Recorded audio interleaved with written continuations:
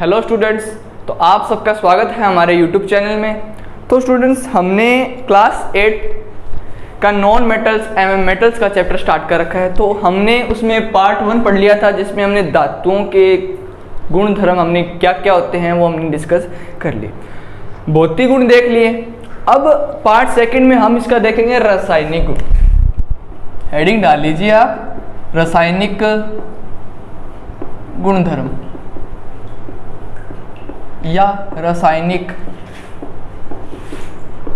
अभिक्रियाएं। रासायनिक अभिक्रिया, केमिकल रिएक्शन क्या होता है। देखिए, अगर आप अपने घरों के अंदर देखो तो आपको बर्तन दिखते हैं। आपने धातु की कोई चीज़ देखी है, जैसे आप कह दीजिए कि मैंने देखा है बर्तन, मैंने देखा है बर्तन। अब बर्तन को देखोगे तो बर्तन या फिर अन्य कोई चीज़ देखोगे तो आप ये देखोगे कि उनकी क्षमता क्या हो रही है, धीरे धीरे कम, यानी उनकी चमक क्या होती है, धीरे धीरे कम हो जाती है समय के साथ। क्योंकि अगर किसी चीज़ को, अगर बर्तन को अगर आप किसी खुले में रख दोगे तो वो खराब होगा या नहीं होगा, वो डिपेंड करता है इसकी प्रकृति पर, इसके ऊपर, इसकी प्रकृति पर। यानी इसके अंदर इस बर्तन को बनाने के लिए जो धातु यूज ली गई है, जो धातु ली गई है, उसके अंदर कितने प्रकार के पदार्थ मिलाए जाते हैं, कितने पदार्थ इसके अंदर एक्सेप्ट किए जाते हैं, मिलाए जाते हैं। तो अब देखिए, धातु को बनाने के लिए कुछ अधातु भी इसके अंदर मिलाई जाती है, हमने पढ़ा। अधातु भी इसके अंदर कुछ मिलाई जाती है, इसलिए बर्तन भी खराब नहीं होते। तो ऐसे ही कुछ उपयोग, जैसे अगर आप किसी बर्तन को हवा में रख दोगे या फिर आप किसी लोहे को पानी के अंदर रख दोगे तो उस पर जंग हो जाता है या वो मलिन हो जाता है।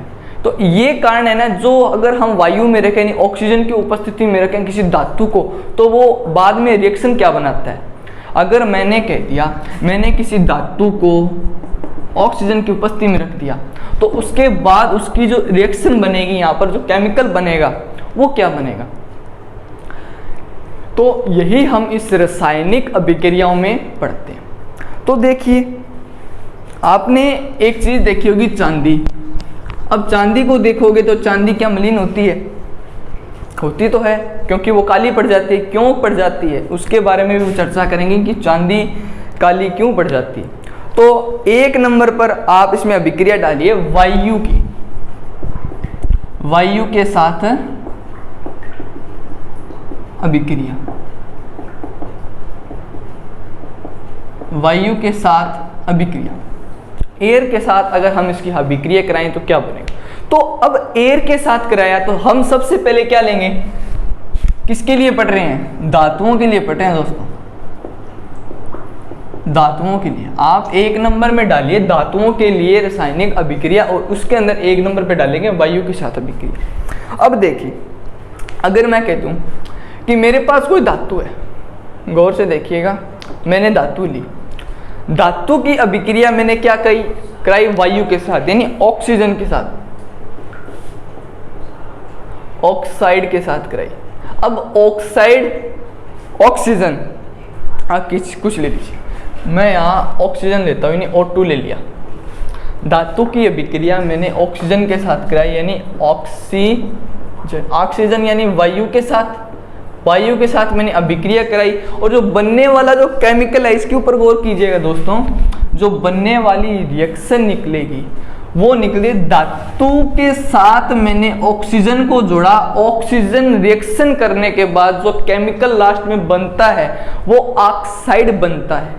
क्या बनता है, ऑक्साइड, जिसे ऑक्साइड कहा जाता है, ऑक्साइड। तो मिलकर क्या बना, मैंने कहा ऑक्सीजन किसी ना किसी धातु, अधातु के साथ क्या करता है, रिएक्शन करता है। तो बाद में जो बनने वाला रिएक्शन है, इसकी जो केमिकल बनता है लास्ट में, वो क्या बनता है, ऑक्साइड प्रकृति का बनता है। तो अगर मैंने ऑक्साइड तो लिख दिया और किसके साथ जोड़ा, धातु के साथ जोड़ा, तो धातु ऑक्साइड बन जाता है, यानी उस पर वायु की क्या हो जाती है, अभिक्रिया हो जाती है। तो आप इसमें ये लिखेंगे कि किसी धातु की अभिक्रिया ऑक्सीजन के साथ कराने पर धातु ऑक्साइड प्राप्त होता है। धातु ऑक्साइड प्राप्त होता है। तो अब धातु ऑक्साइड प्राप्त हो गया, अब हमें क्या लेके चलनी है, गतिविधि। अब हमें कुछ एक्सपेरिमेंट करके दिखाना है, इसमें एक्सपेरिमेंट कर देते हैं। जैसे मैग्नीशियम लीजिए, आप मैग्नीशियम लेंगे और उस मैग्नीशियम को लेंगे तो उसका लेंगे आप रिबन, यानी मैग्नीशियम का रिबन लीजिए। मैग्नीशियम का मैंने क्या लिया दोस्तों, रिबन लिया। उस रिबन को मैंने क्या की, एक मोमबत्ती ली। फिर क्या ली मैंने, एक मोमबत्ती ली। मोमबत्ती की ज्वाला यानी उसकी आग, यानी मोमबत्ती जब जलती है उसकी आग के ऊपर अगर हम उस इसकी मैग्नीशियम के रिबन को रखते हैं तो मैग्नीशियम के रिबन को जैसे पास लेके आते हैं वो जलनी स्टार्ट हो जाती है, और जलेगी तो उसकी क्या बनेगी, इस मोमबत्ती की रिबन की क्या बनेगी, राख बनेगी। क्या बनेगी, मोमबत्ती के रिबन की क्या बनेगी, राख बनेगी। जो मैंने कहा कि मोमबत्ती के साथ जलाएंगे, यानी मोमबत्ती की ज्वाला के साथ अगर हम मैग्नीशियम के रिबन को जलाएंगे तो वहां पर मैग्नीशियम के रिबन की क्या बनती है दोस्तों, राख बनती है। मैंने कहा राख बनी, तो राख को क्या करता हूं मैं, एक इकट्ठा किया, मैंने क्या किया, इसको एकत्रित किया। एकत्रित करने पर मैंने इसके किसके अंदर डाला, इसको परख नली के अंदर डाला। मैंने इस मैग्नीशियम के रिबन को जलाने के बाद जो बची हुई राख थी उसको एकत्रित कर कर परख नली के अंदर डाल दिया। परख नली किस आकार की, इस आकार की परख नली होती है। और यहाँ पर एक स्टैंड लगा दिया, इस स्टैंड पर यहाँ पर इसको पूरा कवर कर कर, यहाँ मैंने पूरा कवर किया और यहाँ पर मैग्नीशियम के रिबन की राख को मैंने छोड़ दिया और ऊपर से ढक्कन को आप खुला कर दीजिए। अब देखिए यहाँ पर मैंने मैग्नीशियम की राख को रखा और इसके अंदर राख डालने के बाद इसमें थोड़ा आप क्या डालोगे, जल डालोगे, यानी जल को कहते हैं दोस्तों केमिस्ट्री की परिभाषा में H2O। दो मॉलिक्यूल किसके, हाइड्रोजन के, और एक मॉलिक्यूल किसका, ऑक्सीजन का। क्या बना, H2O। अब H2O क्या डालता हूं मैं, 2 या 3 बूंद। कितनी बूंद, 2 या 3 बूंद मैं किसकी डालता हूं, इसमें ऑक्सीजन की बूंद डालता हूं, यानी सॉरी पानी की बूंद इसके अंदर मैंने डाली। अब यहाँ पर जैसे ही पानी की बूंद डालोगे तो ये उबलना स्टार्ट हो जाता है, या क्या हो जाता है, उबलना स्टार्ट हो जाता है। उसके बाद ये रिएक्शन जब आप देखोगे ये आपको पानी के समान लगेगी। जैसे मैंने H2O डाला तो इसके अंदर क्या उबाल आया, यानी ये उबलने लग गया। उबलने के बाद ये वहाँ अपने आप क्या हो जाता है, उबलने के बाद स्थिर हो जाता है, यानी रुक गया, एकदम रुक गया। अब क्या करते हैं हम, अब हमें इसकी अम्लता व क्षारकता की जांच करनी है। किसकी जांच करनी है दोस्तों, अम्लीय और क्षारीय की जांच करनी है। अब देखिए अम्लीय व क्षारीय की जांच हम कैसे करते हैं। हमारे पास 2 लिटमस पत्र होते हैं, लिटमस पत्र लेते हैं। लिटमस पत्र लिया मैंने। अब लिटमस पत्र कितने होते हैं, 2 होते हैं, एक तो होता है लाल और एक होता है नीला। अब देखिए लाल क्या करता है और नीला क्या करता है, इसके बारे में हम डिस्कस करते हैं। अब देखिए दोस्तों, अगर किसी रिएक्शन के अंदर अगर मैंने यहाँ पर अभिक्रिया मैंने मान लिया धातु ऑक्साइड का केमिकल बना लिया, जल टाइप का मैंने इसका केमिकल बना लिया। अब मुझे ये बताना है कि उसकी प्रकृति कौन सी, वो अम्लीय है या क्षारीय है। कैसे पता लगाएंगे, सिंपल सी बात, 2 लिटमस पत्र लीजिए, एक लाल लीजिए, एक नीला लीजिए। अब अम्लीय कौन सा होता है, क्षारीय कौन सा होता है, इसकी बात करते हैं। अगर देखो लाल लिटमस पत्र को नीला करते, बात पे गौर कीजिएगा, लाल लिटमस पत्र को क्या कर दे, नीला कर दे। हमने लाल लिटमस पत्र लिया और दूसरा होता है नीला लिटमस पत्र। मैं लाल लेता हूं तो लाल को अगर वो नीला कर दे, परख नली के अंदर हमने ये डाला है केमिकल और उसके अंदर हम लाल को डालते हैं, अगर वो नीला हो जाए, लाल क्या हो जाए दोस्तों, नीला हो जाए, तो मतलब प्रकृति कौन सी उसकी, क्षारीय है। लाल को नीला कर दे मतलब प्रकृति क्षारीय है। और अगर नीला लिटमस पत्थर ले और नीला लिटमस पत्थर क्या कर दे, परख नली में केमिकल के अंदर डालने के बाद लाल कर दे, नीले को लाल कर दे, तो वो कौन सा होता है, अम्लीय होता। इस बात पर गौर करनी है। अब देखिए नीले को लाल किया अम्लीय और लाल को नीला किया क्षारीय, तो बात सीधी है कि नीला क्या होता है, क्षारीय, और लाल क्या होता है, अम्लीय। ये बात आपको याद रखनी है। वो बातें, ये जो बातें हम करेंगे वो हम केमिकल बॉन्डिंग के हिसाब से बता सकते हैं। तो अब देखिए, ये आपको समझ में आ गया अम्लीय कौन होते हैं, क्षारीय कौन। अब हम वापस में इसी प्रश्नावली में चलते हैं। अब प्रश्नावली में मैंने क्या डाली, मैग्नीशियम के रिबन को मोमबत्ती के सहायता से जलाया, उसकी क्या बनी, मोमबत्ती की सहायता जलाने के बाद मैग्नीशियम की रिबन की क्या बनी दोस्तों, राख बनी। अब राख बनी, उस राख को मैं किसके अंदर डालता हूँ दोस्तों, प्रश्नावली के अंदर डालता हूँ। मैंने उसी राख को एक प्रश्नावली ली, उसके अंदर एकत्रित किया। एकत्रित करने के बाद मैंने उसमें H2O की मात्रा डाली। अब मैंने उसके अंदर क्या डाला दोस्तों, H2O डाला, H2O की कुछ बूंदें डाली। डालने के बाद उसमें उबाल आया, उबाल आने पर वो अपने आप बाद में क्या हो जाता है, स्थिर हो जाता है। अब मुझे ये पता लगाना है अम्लीय है या क्षारीय है। सबसे पहले मैं इसमें नीला लिटमस पत्थर डालता हूँ। मैंने 1 नंबर काम क्या किया, मैंने 1 नंबर काम क्या किया, नीला लिटमस पत्थर लिया। कौन सा लिया स्टूडेंट्स, नीला लिटमस पत्थर मैंने लिया। अब नीला लोगे, अब नीला मैंने क्या किया, इसके अंदर डाला। जैसे ही नीला इसके अंदर डालोगे कोई रिएक्शन नहीं होगी, यानी नीला लिटमस पत्थर ना लाल करता है ना कोई और कलर देता है, सिर्फ वो नीले का नीला ही रहता है। ना इसने लाल किया ना कोई और कलर दिया, सीधा क्या रहेगा, वो नीला ही रहेगा। इसका मतलब अम्लीय तो ये नहीं है, तो बचा कौन, क्षारीय, क्षारीय होगा। अब हम क्या करते हैं, लाल लिटमस पत्थर इसके अंदर डालते हैं। 2 नंबर पे मैंने लिटमस पत्थर कौन सा लिया, लाल लिया। लाल को इसके अंदर डालो तो लाल लिटमस पत्थर को क्या कर देगा, नीला कर देगा। नीला कर दिया मतलब इसकी प्रकृति क्या है, क्षारीय। तो ये क्या हो गया, क्षारीय प्रकृति का हो गया। तो इससे एक बात समझ में आती है, जो ऑक्साइड जो हम बनती है, मैंने कहा जो ऑक्साइड बनती है, धातु ऑक्साइड बनी, तो ऑक्साइड से हमें याद आता है कि ऑक्साइड क्या हुई, एक क्षारीय प्रकृति की होती है। यानी ऑक्साइड क्या होती है दोस्तों, क्षारीय प्रकृति की होती है। तो दोस्तों वायु के साथ अभिक्रिया समाप्त। अब हम हो सकता है तो इसका चित्र आप बना लीजिए, मैं बना देता हूँ। गतिविधि जैसे जैसे मैंने आपको बताई है उसी हिसाब से आपको लिखनी है।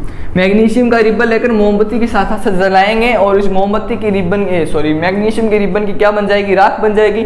उसी राख को हम किस में डाल देंगे, प्रश्नावली में डाल देंगे। उसके बाद उसमें कुछ बूंदे H2 की डालेंगे। H2 की डालने के बाद उसमें उबाल आएगा, अपने आप वो स्थिर हो जाता है। फिर हमें उसकी प्रकृति की जाँच करनी है। सबसे पहले हम कौन सा लिटमस पत्थर डालेंगे, नीला डालेंगे। नीला लाल कर देगा मतलब अम्लीय, और लाल नीला कर देगा तो क्षारीय। तो हमें क्या मिला, क्षारीय प्रकृति का मिला। अब देखिए चित्र के ऊपर बात करते हैं। अब एक मोमबत्ती लीजिए, ये मैंने मोमबत्ती, अब इस मोमबत्ती के पास मैं यहाँ रिबन लेता हूँ। ये क्या है, मैग्नीशियम का रिबन है। मैग्नीशियम का रिबन लिया, अब यहाँ जला तो यहाँ क्या बन जाती है, इसकी राख बन जाती है। यहाँ क्या बन गई दोस्तों, इसकी राख बन गई। ये जलेगा, ये जलेगा तो इसकी राख बनेगी। जैसे जैसे पास लाएंगे इसकी राख यहाँ एकत्रित हो गई। अब मैं क्या करता हूँ, एक बॉक्स लिया। अब ये जो बॉक्स लेंगे तो इसके पास मैं यहाँ क्या रखता हूँ, मैग्नीशियम, यहाँ पर जो राख है, जो मैंने इस राख को एकत्रित कर दिया, यहाँ राख को एकत्रित किया और यहाँ पर एक प्रश्नावली मैंने लगा दी। ये लीजिए, ये प्रश्नावली मैंने यहाँ लगा दी। प्रश्नावली लगा दी,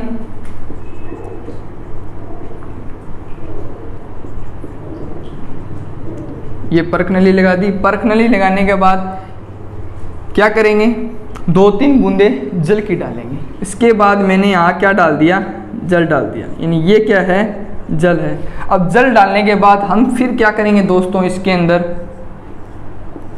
लिटमस पत्थर डालें। अब लिटमस पत्थर मैंने इसके अंदर रखा, लिटमस पत्थर रखा तो लिटमस पत्थर क्या हो गया दोस्तों, नीला हो गया। ये देखिए लिटमस पत्थर को मैंने नीला कर दिया। अब नीला हो गया तो नीला हो गया मतलब ये क्या है, क्षारीय है।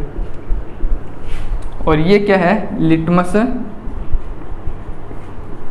पत्थर।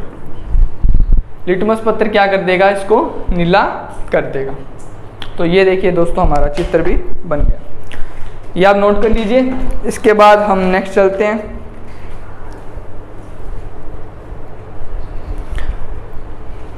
तो नेक्स्ट देखते हैं दोस्तों, वायु के साथ हमने कर ली। अब वायु के साथ अगर हम धातुओं की अभिक्रिया कराएंगे तो हम एक अभिक्रिया और ले लेते हैं। मैग्नीशियम ले लीजिए आप, क्या लेंगे? मैग्नीशियम। अब मैग्नीशियम की अभिक्रिया कराएंगे, मान लीजिए मैग्नीशियम की अभिक्रिया करवा दी, Mg की अभिक्रिया करवा दी मैंने, किसके साथ? ऑक्सीजन के साथ। क्या बना? रिएक्शन क्या बनी? मैंने कहा मैंने धातु की अभिक्रिया ऑक्सीजन के साथ कराई, बना क्या? धातु ऑक्साइड। अब मैं अभिक्रिया किसकी करा रहा हूं दोस्तों? नीचे लिख लेते हैं, साथ साथ नोट करिएगा। मैग्नीशियम और प्लस में क्या लिया? ऑक्सीजन लिया। अब मैंने कहा M धातु की ऑक्सीजन के साथ कराई, क्या बना? धातु ऑक्साइड बना। तो मैग्नीशियम की कराऊंगा ऑक्सीजन के साथ, क्या बनेगा? मैग्नीशियम ऑक्साइड बनता है। मैग्नीशियम ऑक्साइड बनता है जिसे MgO कहते हैं। ये क्या बना? Magnesium oxide. ये क्या बना दोस्तों? मैग्नीशियम ऑक्साइड बनता। अब बात सिर्फ वही है, उस बात को आपको पकड़ के रखना है कि धातु की ऑक्सीजन के साथ कराएंगे, बनेगा धातु ऑक्साइड। आपको सिर्फ बात पकड़ के चलनी है ये। अब आपके सामने कोई भी अभिक्रिया आ जाए तो आप इसका कर सकते हैं। AU का करो ऑक्सीजन के साथ, क्या बनेगा? AU ऑक्साइड बनेगा। Fe का करो, लोहे का करो, किसके साथ? ऑक्सीजन के साथ, क्या बनेगा? FeO यानी फेरस ऑक्साइड बनता है। फेरस ऑक्साइड बनता। अब देखिए ये बन गई। तो अब इससे एक परिभाषा निकलती है, एक कंसेप्ट निकलता है, एक चीज़ निकलती है जो मैं आपको बता देता हूँ कि अगर आप देखते हो तांबा देखते हो, तांबा देखोगे, एल्यूमिनियम को देखोगे तो वायु के साथ अभिक्रिया करके क्या बनता है? क्या बनाएगा? ऑक्साइड बनाता है। अगर मैंने धातु तांबे की करवाई तो तांबे की क्या बनी? कॉपर ऑक्साइड बनी। और मैं एल्यूमिनियम की कराऊंगा, AU की कराऊंगा, Ag की कराऊंगा। मैंने कहा Ag की अभिक्रिया करवाई, किसके साथ? ऑक्सीजन के साथ, क्या बना? AgO बना। ठीक है। अब कॉपर की कराओ, कॉपर की कराएंगे किसके साथ? ऑक्सीजन के साथ, क्या बनेगा? कॉपर ऑक्साइड बनेगा।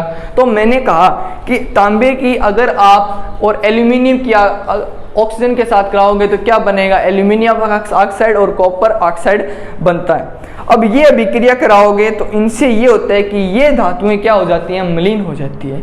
जैसे जैसे आप जिन जिन अभिक्रिया करवाते हो, यानी मैंने कहा मैंने मैग्नीशियम की इसके साथ कराई, MgO बना। एल्यूमिनियम की करवाई, किसके साथ? AgO बना। कॉपर की कराई, तांबे की कराई तो CuO बना। मतलब ये जो अभिक्रिया बनती है, जो ऑक्साइड जुड़ता है, तो मतलब ये है कि उनकी परत के ऊपर, बात पे गौर कीजिएगा स्टूडेंट्स, कि उनकी परत पर क्या जम जाती है? ऑक्साइड की परत जम जाती है, ऑक्साइड जम जाती है। तो इसके कारण तांबा और एल्यूमिनियम क्या हो जाते हैं? मलिन हो जाते हैं। क्या हो जाते हैं? मलिन हो जाते हैं। यानी जिन जिन के ऊपर, जिन जिन धातुओं के ऊपर ऑक्साइड की परत जम जाए तो वो क्या हो जाते हैं? मलिन हो जाते हैं। यानी जिन जिन की अभिक्रिया हो जाए तो वो ऑक्साइड बनते हैं। ये बात हमने पढ़ी। अब देखिए स्टूडेंट्स, नेक्स्ट बात करते हैं हम जल के साथ। किसके साथ? जल के साथ। जल के साथ अभिक्रिया कैसे करते हैं? अगर आप ये देखते हो कि आपने लोहे को क्या रख दिया? पानी के अंदर रख दिया, तो कुछ दिन के बाद देखते हो कि आप ये देखते हो कि उसके ऊपर भूरे रंग की परत जम जाती है। वो भूरे रंग की परत क्या है? मलिन धातु कहते हैं। उस धातु को क्या कहते हैं? मलिन कहते हैं। जिसे रेगमार के द्वारा हम साफ कर सकते हैं। इन धातु की क्या होती है? चमक होती है। हमने पढ़ा था मलिन हो जाएगी, साफ कर देंगे तो वो अपने आप लोहा पहले का जैसा बन जाता। तो अब देखिए B नंबर पे बात करते हैं, किसके साथ? जल के साथ। जल के साथ अभिक्रिया। जल के साथ अभिक्रिया कैसे, यानी H2O देखेंगे स्टूडेंट्स, दो मॉलिक्यूल किसके, दो अणु, हाइड्रोजन और एक ऑक्सीजन का, तो क्या बनता है, H2O बनता है। अब देखिए, अब मैंने ये कहा कि अधिकांश धातुएं जल के साथ अभिक्रिया करके क्या देती है, हाइड्रोक्साइड देती है। क्या देती है दोस्तों, हाइड्रोक्साइड या तथा हाइड्रोजन गैस क्या देती है, प्रदान करती है। उसमें क्या निकलती है, हाइड्रोजन गैस निकलती है। तो देखिए कैसे, मैंने कहा H2O के साथ क्रिया कराओगे, मैंने कहा धातु की अभिक्रिया अगर मैं किसके साथ करा दूं, H2O के साथ करा दूं, क्या निकलती है, धातु ऑक्साइड निकल। ये बेस आपको पकड़ के रखना है, तो हाइड्रोक्साइड, धातु हाइड्रोक्साइड बनता है। ये मेन बात है जो आपको अपने माइंड में रखनी है कि धातु H2O के साथ क्रिया करा के क्या बनाता है, हाइड्रोक्साइड बनाता है, यानी जल के साथ अभिक्रिया करेगा तो धातु ऑक्साइड बना, धातु हाइड्रोक्साइड बनाता है। तो अब देखिए, मैंने एक एग्जांपल के थ्रू एक रिएक्शन ले ली, मान लीजिए सोडियम लिया, क्या लिया दोस्तों, सोडियम लिया। सोडियम लोगे, सोडियम की अभिक्रिया जैसे आप H2O के साथ कराओगे, यानी H2O के साथ कराओगे, क्या बनेगा, NaOH प्लस हाइड्रोजन गैस बाहर निकल जाएगी, ये बनता है। अब ये कैसे बना, गौर करते हैं कि H के कितने, 2। अब देखिए, और यहाँ क्या जोड़ दिया मैंने, Na जोड़ दिया। मैंने ये कहा कि अगर आप धातु की अभिक्रिया जल के साथ कराओगे तो बनेगा क्या, धातु हाइड्रोक्साइड बनता है, हाइड्रोक्साइड बना। और मैंने एक बात और कह दी कि हाइड्रोजन गैस यानी H2 गैस क्या निकलती है, बाहर निकलती है। तो आप H गैस को, एक मॉलिक्यूल किसका, हाइड्रोजन का, आप क्या निकाल दो दोस्तों, बाहर निकाल दो। मैंने कहा एक को बाहर निकाल दिया, बचा क्या, OH, OH बना, इसे कहते हैं हाइड्रोक्साइड। तो इसको हम क्या करेंगे, Na के साथ ऐड कर देंगे तो हमें क्या बना, NaOH बना। जितनी भी आप अभिक्रिया करोगे आपको सिर्फ एक बात की पकड़ के रखनी है कि जल के साथ जैसे अभिक्रिया कराओगे तो आपको एक गैस हाइड्रोजन क्या निकालनी है, बाहर निकालनी है। तो बाहर निकालोगे, जो बची हुई अभिक्रिया है वो इसके साथ ऐड कर दो। ओके दोस्तों, ये बात इसकी होगी। अब देखिए गतिविधि देखते हैं। आप सोडियम धातु का एक छोटा सा टुकड़ा लीजिए। मैंने कहा सोडियम धातु का एक छोटा सा टुकड़ा लिया, उस टुकड़े को मैंने पानी के अंदर रखा।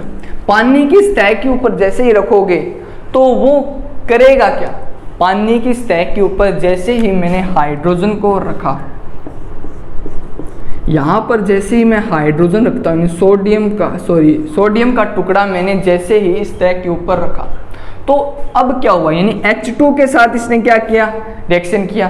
तो मतलब ये सोडियम का टुकड़ा क्या निकालता है, हाइड्रोजन गैस को बाहर निकाल देता है, यानी यह इसकी सतह पर तेजी से घूमने लग जाता है। क्यों, क्योंकि इसके साथ हाइड्रोजन की भी इस H2O की भी अभिक्रिया हो रही है और साथ में किसकी हो रही है, ऑक्सीजन की भी हो रही है। इसके कारण ऑक्सीजन क्या करेगा, इसको धीरे धीरे खत्म करने का प्रयास करेगा। वो क्यों करेगा वो हम पढ़ेंगे कि जैसे ही ऑक्सीजन के साथ इसका संपर्क होगा तो इसका आकार पहले इतना था तो कुछ क्षण के बाद वो इतना हो जाता है, क्योंकि ऑक्सीजन के साथ अभिक्रिया करने के बाद ये मलिन होता है, यानी कम होता रहता।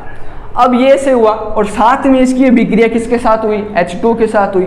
H2 के साथ हुई तो मैंने कहा NaOH बना, प्लस में हाइड्रोजन गैस ये बाहर निकाल देगा। हाइड्रोजन बाहर निकाला मतलब ये घूमने लग जाएगा और जैसे ही इसके पास लेके जाओगे तो ये गर्म होने लग जाता है, मतलब हाइड्रोजन गैस बाहर निकल जाती। अब ये गतिविधि है। अब मैंने ये कहा कि सोडियम का टुकड़ा वायु के संपर्क में कभी नहीं आना चाहिए, तो इसीलिए वायु के संपर्क में जैसे आते हैं तो ये कुछ क्षण अगर आप इसको हाथ में रखते हो तो ये पिघल जाती है, ये उड़ जाती है।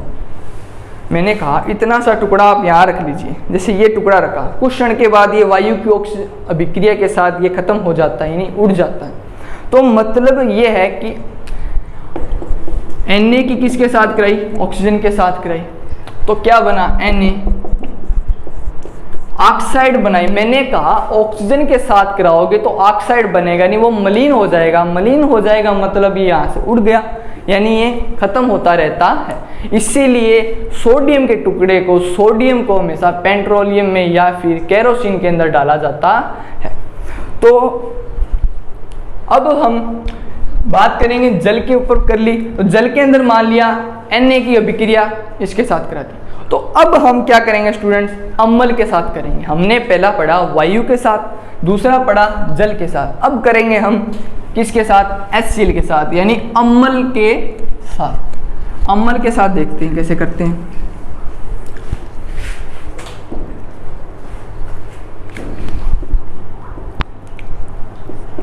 अम्ल के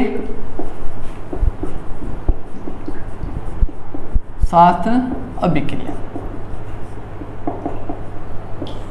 अम्ल के साथ अभिक्रिया कैसे। अब मैंने कहा धातु अम्ल के साथ अभिक्रिया कराकर क्या देते हैं, हाइड्रोजन गैस बाहर निकालते हैं। ये तो है परिभाषा, यानी धातु क्या करेंगे, अम्ल के साथ अभिक्रिया करके हाइड्रोजन गैस बाहर निकालते हैं। अब निकालते कैसे हैं इसके बारे में हम डिस्कस करते हैं। यानी मैंने कहा हाइड्रोजन गैस क्या निकाली दोस्तों, बाहर निकाली। मान लीजिए सोडियम लिया, Na लिया, Na को लोगे, अभिक्रिया किसके साथ कराई, HCl, यानी HCl क्या है हमारा अम्ल, इसके साथ अभिक्रिया कराओ किसकी, सोडियम की। अब दिमाग में क्या रहा है, मैंने कहा बेस पकड़ लो, क्या लिया, हाइड्रोजन गैस बाहर निकाल दो।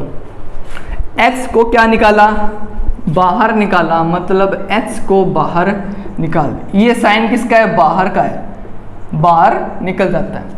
प्लस में क्या बच गया, रिएक्शन Cl को है इसके साथ जोड़ दो, बची गई अभिक्रिया को उसके साथ जोड़ दो, यानी ये क्या बन गया, सोडियम क्लोराइड बन गया। सोडियम क्लोराइड प्लस में हाइड्रोजन गैस बाहर निकल जाती है। इसके साथ लो, Mg के साथ ले लो स्टूडेंट्स, क्या निकलेगा, हाइड्रोजन को बाहर निकालो, हाइड्रोजन हमारी बाहर निकल गई। निकलने के साथ रिएक्शन बाद में क्या बनी, MgCl बनी। कॉपर को ले लो, तो कॉपर क्या बनेगा, क्लोराइड प्लस में हाइड्रोजन गैस बाहर निकाल। जैसे जैसे अभिक्रिया करते जाओगे आपको सिर्फ एक ही बात पकड़ के रखनी है कि हाइड्रोजन को बाहर निकालना है, तो क्या बन जाएगी, अम्ल के साथ अभिक्रिया बन जाएगी। अब हमने स्टूडेंट्स क्या पढ़ लिया, अम्ल के साथ धातुओं की हो गई, अधातुओं के ऊपर बात करते हैं। अब हम बात करेंगे 2 नंबर अधातुओं की। अब अधातुओं के साथ कैसे, किस प्रकार से अभिक्रिया करता है। अधातुओं को मैंने आपको बताया था, जैसे सल्फर ले लीजिए आप, जैसे मैंने कहा कार्बन ले लीजिए, सल्फर ले लीजिए, आयोडीन ले लीजिए, ब्रोमीन ले लीजिए, और द्रव में आपको पता ही है ब्रोमीन होता है, और साथ में अगर आप ऑक्सीजन के ऊपर बात करो, ऑक्सीजन, हाइड्रोजन और सल्फर, ये गैसें लोगे। तो अब देखिए अधातुओं के साथ कैसे अभिक्रिया करता है। अगर मैंने कहा वायु के साथ करते हैं, 1 नंबर यानी अधातुएं करेंगे, अधातु के ऊपर बात कर रहे हैं 1 नंबर पे, उसके अंदर आप डालोगे 1 नंबर पर वायु के साथ। मैंने कहा वायु के साथ अभिक्रिया कर रहे हैं, क्या कर रहा है, वायु के साथ, वायु के साथ कर रहे हैं, धातुओं पे से लिए ऑक्साइड बनता, ऑक्साइड बना, क्या बनता है, ऑक्साइड, ऑक्साइड बनता है। अब वायु के साथ कराओगे तो सल्फर के साथ कराओ तो सल्फर ऑक्साइड, कार्बन के साथ कराओगे कार्बन ऑक्साइड बनता है। बात करेंगे ऑक्साइड, यानी कहा कि वायु के साथ तो क्या बनेगा, ऑक्साइड बनता, हमें पता है, लेकिन अब मैं कह रहा हूं कि अधातुओं के साथ कराया तो क्या बना, फिर भी क्या बना, हमारा ऑक्साइड प्राप्त हुआ। तो अब बात करेंगे कि इसकी जो प्रकृति है स्टूडेंट्स, इसकी प्रकृति है वो क्या होती है। प्रकृति क्या हुई, अम्लीय। क्यों, हमने देखा कि धातुओं के साथ कराई तो क्या बनी, क्षारीय प्रकृति, और हम किसके साथ कराने, अधातुओं के साथ कराएं तो उसकी प्रकृति क्या होगी, अम्लीय होगी। ये बात आपको याद रखनी है। अब देखिए, अगर मैंने कहा सल्फर के साथ, यानी S को कहते हैं सल्फर, अब सल्फर के साथ अगर मैं ऑक्सीजन की अभिक्रिया कराऊं, रिएक्शन बताइए स्टूडेंट्स क्या बनेगी, चल रहा होगा, सल्फर ऑक्साइड बनती है, यानी क्या बनती है, SO2 बनती है। क्या बनी, सल्फर ऑक्साइड बनी, सल्फर ऑक्साइड बनती है। यानी सल्फर की अभिक्रिया ऑक्सीजन के साथ कराओगे वही बात ऑक्साइड बनता है, तो किसके साथ, जिस चीज के साथ कराओगे तो क्या बनेगा, अभिक्रिया बनती रहेगी। तो देखिए, एक नंबर बात की हमने वायु के साथ, अब जल के साथ कराओगे, जल के साथ देखते हैं कैसे।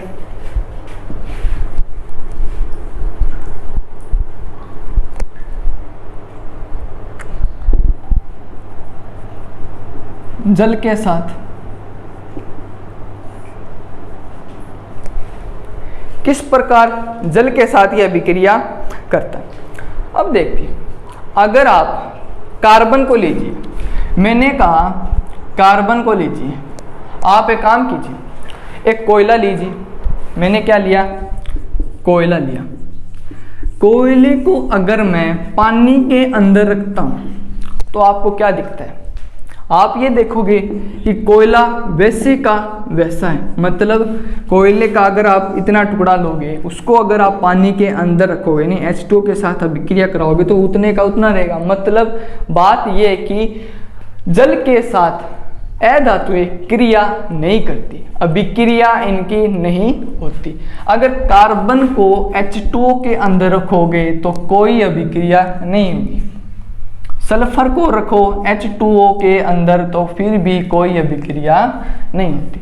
आयोडीन को यानी I को रख दीजिए H2O के अंदर तो कोई अभिक्रिया नहीं होती। जितनी जितनी आप अभिक्रिया केमिकल को H2O के अंदर रखते जाओगे तो अभिक्रिया नहीं होगी। तो मतलब ये है कि अधातुएं जल के साथ अभिक्रिया नहीं करती।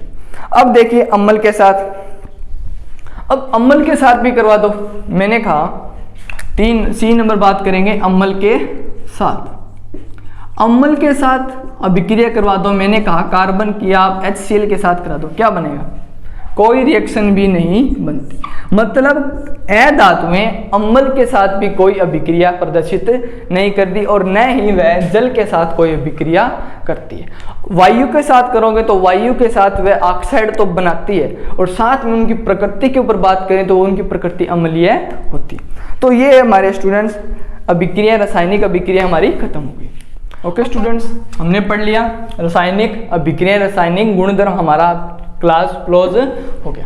अब देखिए लास्ट हमारा जो टॉपिक बचा है वो बचा है हमारा अभिक्रिया जो हम कराते हैं तो उनसे में क्या क्या उपयोग होते हैं, क्या क्या हानि होती है।